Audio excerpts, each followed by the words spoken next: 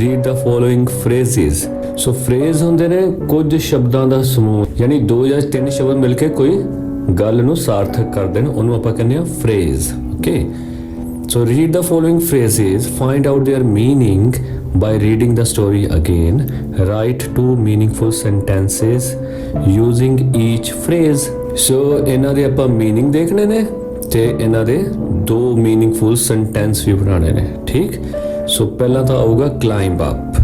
climb up ਦਾ meaning ਕਿਸੇ ਵੀ ਚੀਜ਼ ਦੇ ਉੱਪਰ ਚੜਨਾ, climb up the trees। okay, climb up the wall। लो ये तो 2 सेंटेंस भी बन गए। सो फर्स्ट की होया, I climb up the trees। Second, you climb up the wall। Okay, second cut off. Cut off मतलब किसी जगह तो किसी चीज ਨੂੰ ਕੱਟ ਕੇ ਅਲੱਗ-ਅਲੱਗ ਕਰ ਦੇਣਾ, ਉਹਨੂੰ ਕਹਿੰਦੇ ਕਟ ਆਫ।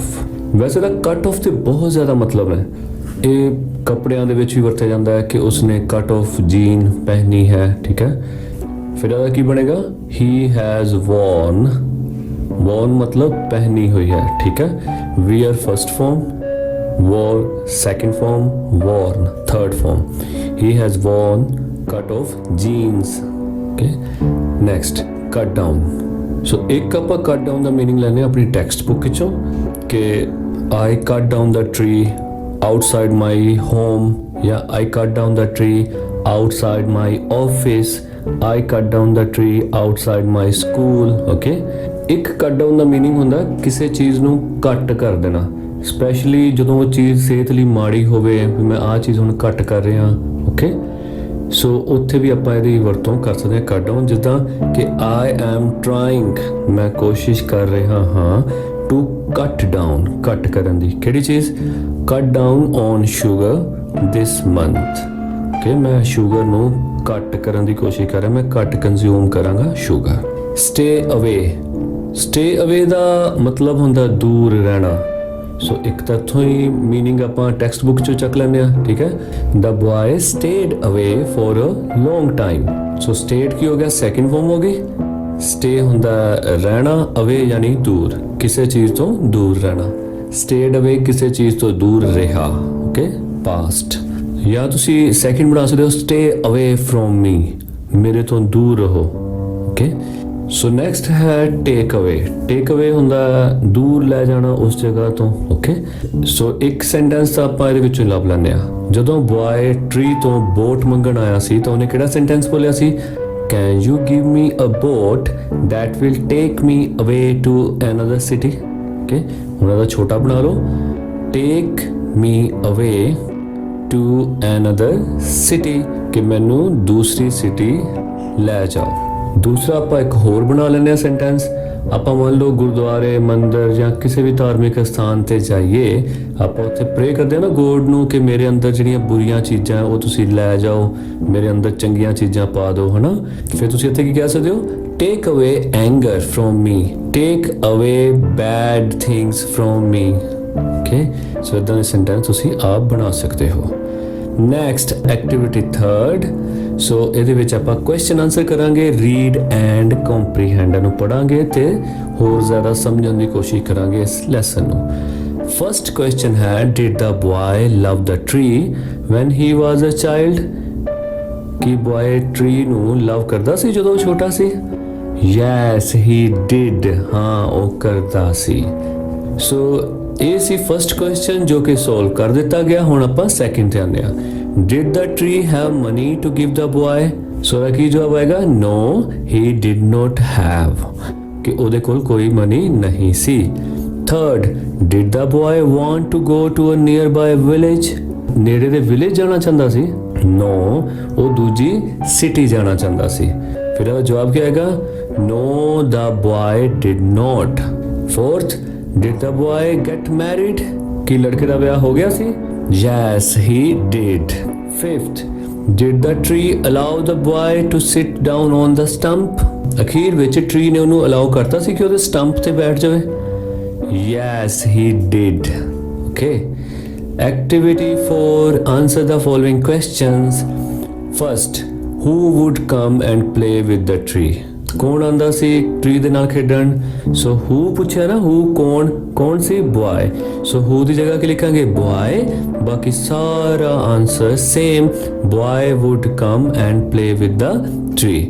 सैकेंड क्वेश्चन च फिर हु आ गया, who was too big to climb and play. हुण कौन वड्डा हो गया सी कि वो चढ़ भी नहीं सकदा सी ते खेड भी नहीं सकदा सी?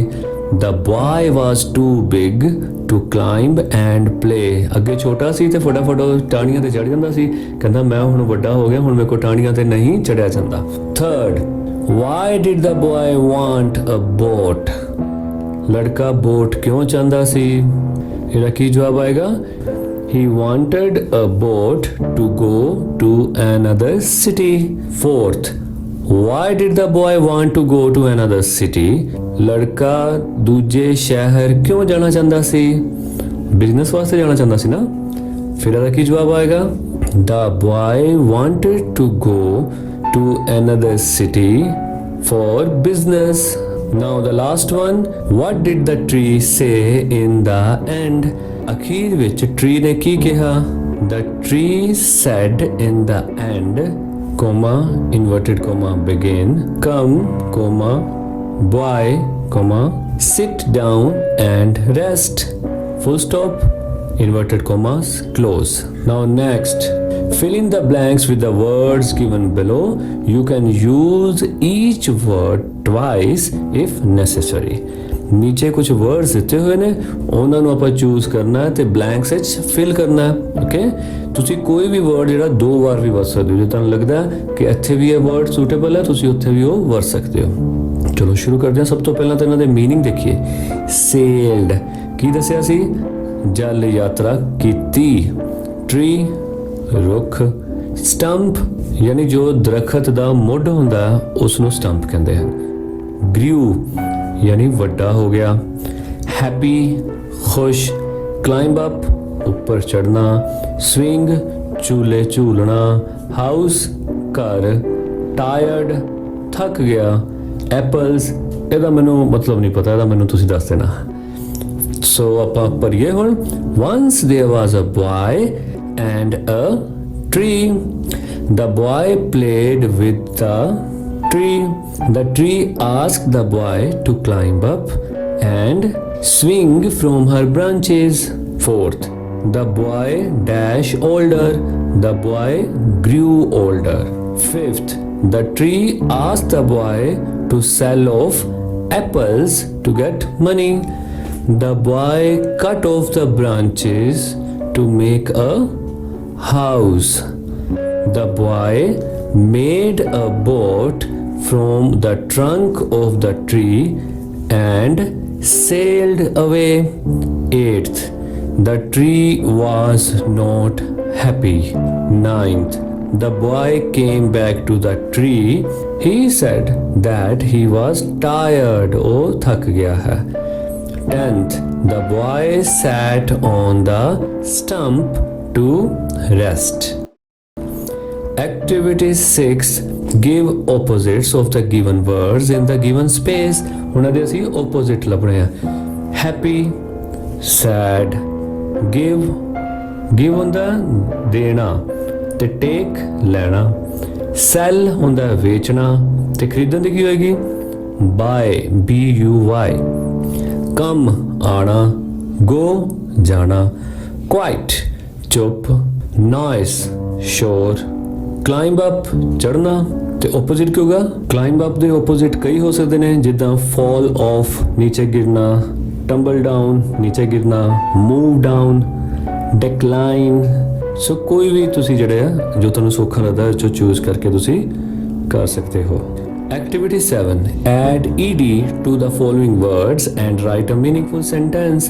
So ਹੁਣ ਆਪਾਂ ਆਉਣ ਵਾਲੇ words ਦੇ ਪਿੱਛੇ ed ਲਗਾਵਾਂਗੇ ਤਾਂ ਕਿ ਉਹ ਸੈਕਿੰਡ ਫਾਰਮ ਬਣ ਜਾਵੇ, ਪਾਸਟ ਟੈਂਸ ਬਣ ਜਾਵੇ। ਜਦੋਂ ਅਸੀਂ ਕੋਈ ਬੀਤੇ ਹੋਏ ਸਮੇਂ ਦੀ ਗੱਲ ਕਰਨੀ ਹੁੰਦੀ ਹੈ ਫਿਰ ਅਸੀਂ ਪਾਸਟ ਟੈਂਸ ਵਾਲੇ ਵਰਡਸ ਵਰਤਦੇ ਹਾਂ। ਸੋ ਆਓ ਦੇਖੀਏ ਕਿ ਆਪਾਂ ed ਲਗਾ ਕੇ ਕਿਸ ਤਰ੍ਹਾਂ ਉਹਨੂੰ ਪਾਸਟ ਟੈਂਸ ਵਾਲੇ ਬਣਾ ਸਕਦੇ ਹਾਂ। ਸੋ ਪਹਿਲਾ ਸੋਲਵ ਕੀਤਾ ਹੋਇਆ stay.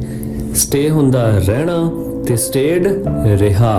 I stayed in Jammu for a week. So आओ ਹੁਣ ਆਪਾਂ एग्जांपल्स आप करते हैं। तो फर्स्ट है want।